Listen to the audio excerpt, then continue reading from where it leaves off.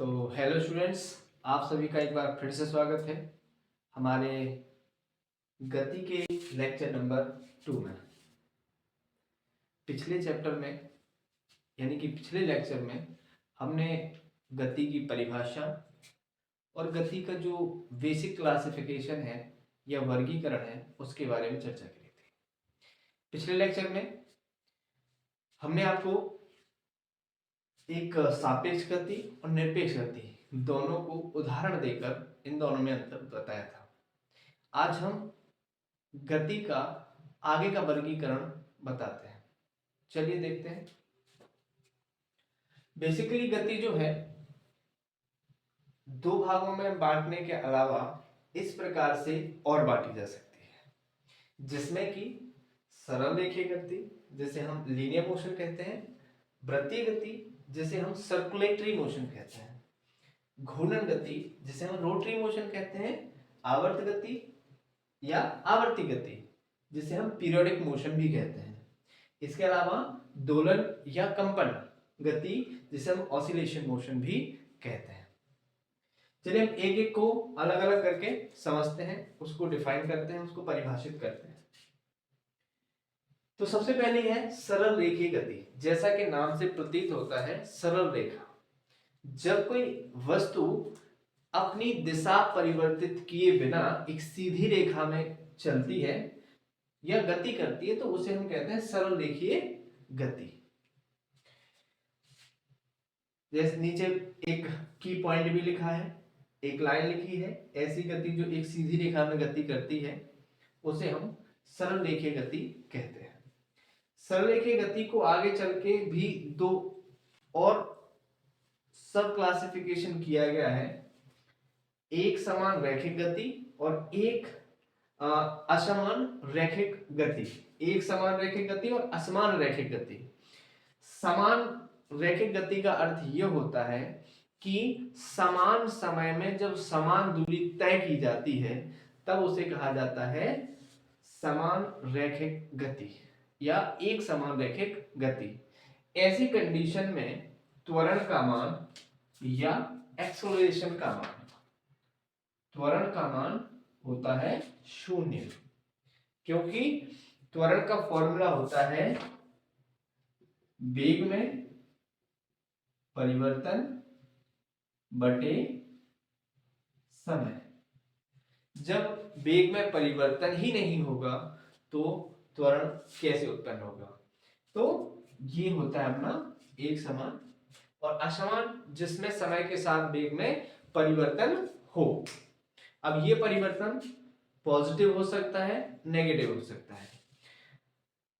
अगर ये पॉजिटिव होगा तो उसे त्वरण, अगर नेगेटिव होगा तो वो कहलाएगा मंदन। यानी कि गति अगर बढ़ती है तो उसे त्वरण कह देंगे, अगर गति घटती है तो उसे हम मंदन कह देंगे।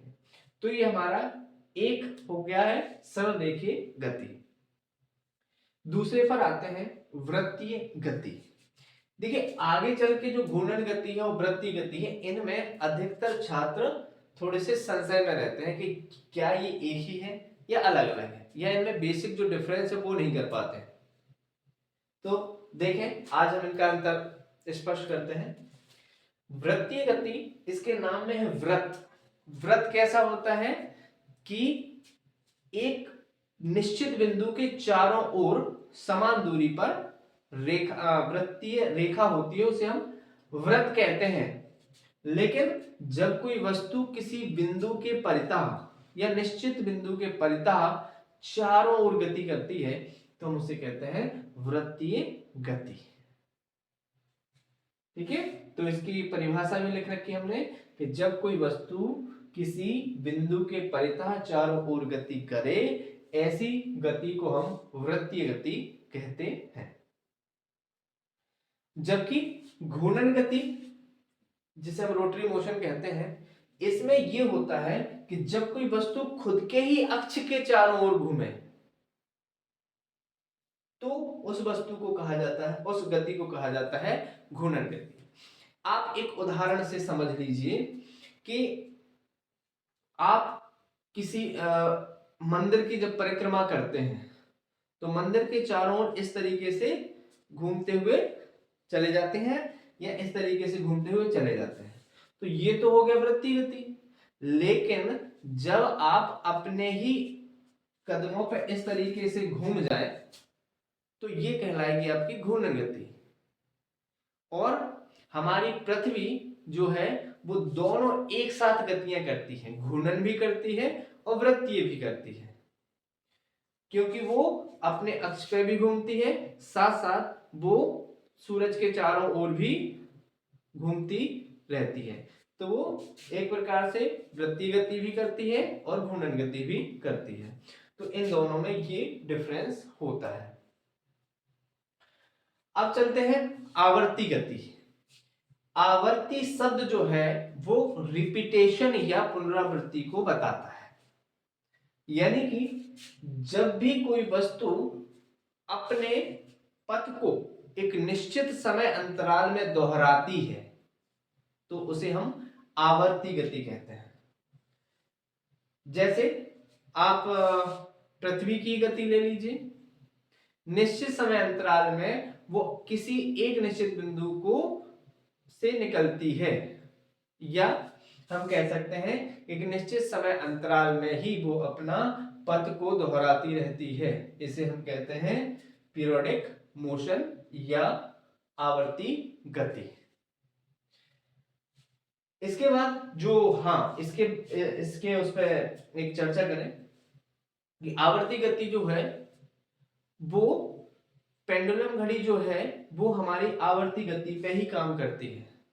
जो आवर्ती गति पेंडुलम में जो पेंडुलम लगा होता है वो एक निश्चित समय अंतराल में अपने ही पथ को दोहराता रहता है।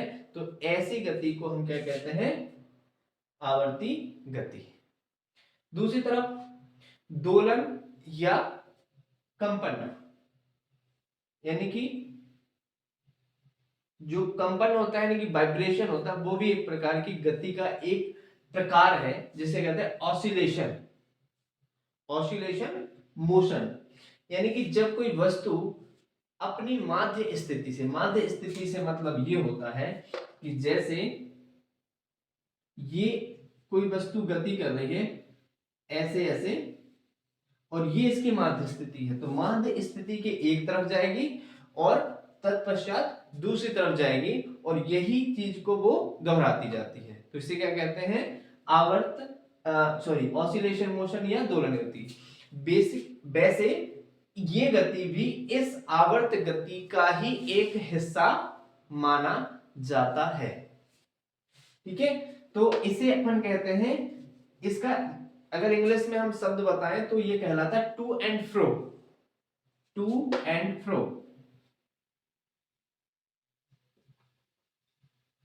ये जो शब्द है टू एंड फ्रो, ये हमारी दोलन गति को दर्शाती है, इधर और उधर। इधर उधर का मतलब होता है टू एंड फ्रो। तो जब माध्य स्थिति के इधर और उधर यानी कि एक तरफ और दूसरी तरफ जब गति होती है तो ऐसी गति को कहा जाता है ऑसिलेशन मोशन। तो ये हो गई है गति का वर्गीकरण। अब इस लेक्चर के बाद अगले लेक्चर में हम आपको गति के समीकरण और गति के नियम दोनों का ही अध्ययन कराएंगे। तब तक के लिए नमस्कार। Thank you very much.